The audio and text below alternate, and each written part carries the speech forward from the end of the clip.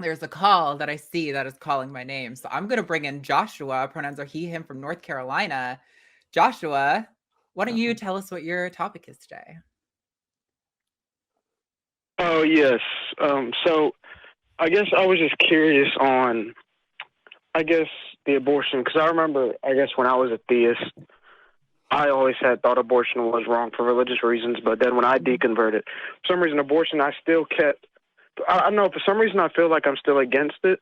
Like, a part of me thinks, like we can scientifically verify it's a human life, and we're killing it just because, I guess, well, I don't know, maybe I think, part of it, it's like, it's just convenient, of course, for the female. Then I know, like, and I guess that's like the moral argument. And then another part of me is saying, like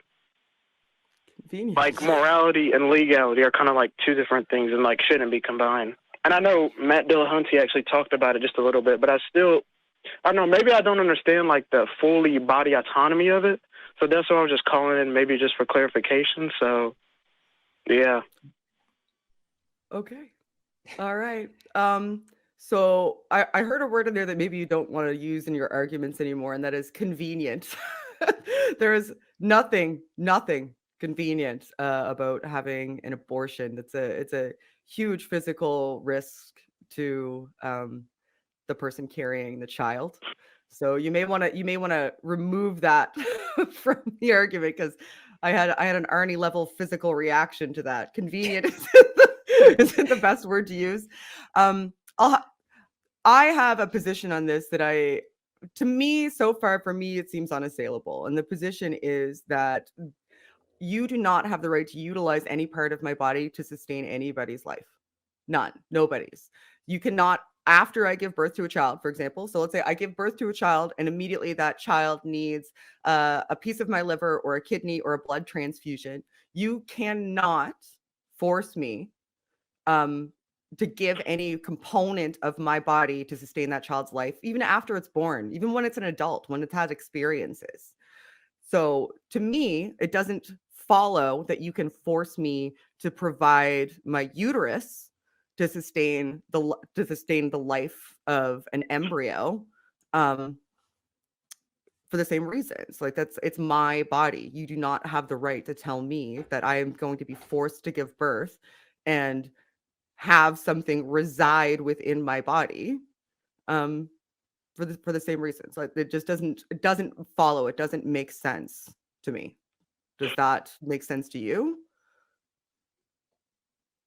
Like, what's Yes, the I guess it difference? makes sense to me, but I guess I would say, like, doesn't, like, the fetus have rights as well, since well, I guess I would have the What follow-up rights? question. Do you guys think, like, the What fetus rights to is my a human? body does it have? What rights to my body does it have? Yeah. What right to my body does it have? What right to my body do you have? What right to your body does anybody have? Is part of the No. rights that fetus has the right to access my body, even if I don't give it permission? Why does that fetus have rights that you don't have? You don't have the right to have any part of my body. So why does that fetus get special rights? That's correct, sure. Right. So that's why, to me, it seems unassailable. Because when people say a fetus has a right, the right that they're saying that fetus has is not even necessarily the right to life. It's the right to utilize somebody else's body to sustain life. And that's a right that nobody else has, walking around on Earth right now, living their life, having conversations, eating food, laughing, singing, enjoying existing. They don't have the right to anybody else's body.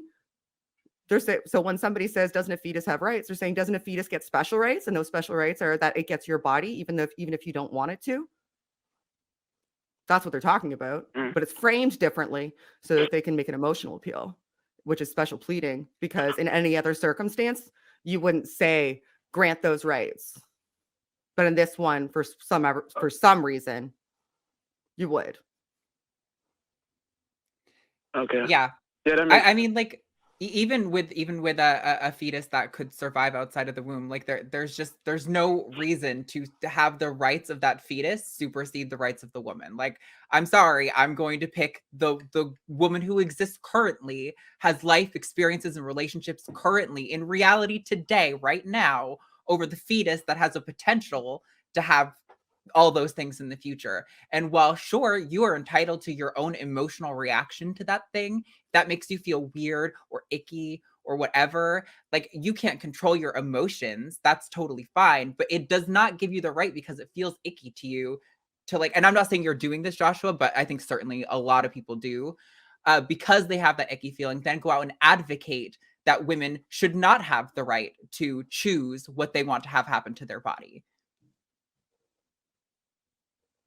You're here. Yeah, that makes sense. Cool. Yeah, that makes sense. I'm just listening.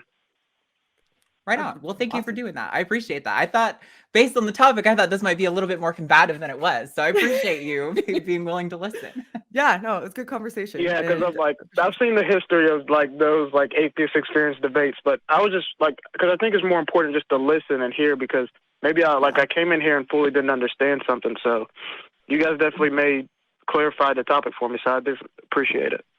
No, cool. This is great. We appreciate you. Thank you for having the conversation with us.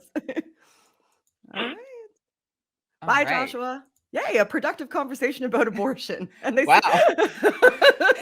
I believe in miracles now. Never thought I'd see the day. It can be done. It can be done. All right, cool.